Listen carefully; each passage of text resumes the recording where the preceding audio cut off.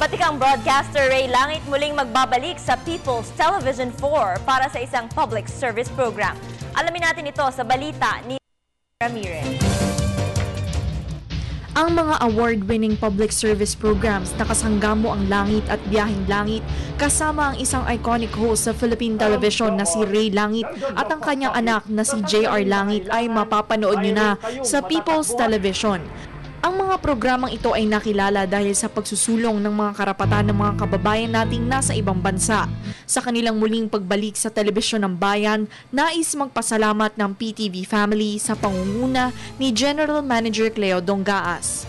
In behalf of the People's Television Network, we would like to appreciate our partnership with Heavenly Images Production for Television, headed by its chairman, Ray Langit.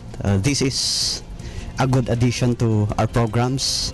Iniimbitahan naman ng mag-amang Langit ang lahat na patuloy na sumubaybay sa kanilang programa. Sapagat ang Kasanggamo Langit na 15 years na pong tumatakbo at naglilingkod sa sambayan ng Pilipino, 10 ng ating Biyaheng Langit na spin-off po ng ating To Saudi with Love ay patuloy na maglilingkod po sa ating mga OFWs abroad at dito po sa kanilang mga pamilya, at ito po ipagpapatuloy po namin sa pamamagitan po ng Channel 4. Mga abangan ninyo ang aming programang Kasanggamo ang Langit at Biyaheng Langit tuwing Miyerkules 8:30 PM dito lamang sa PTV4.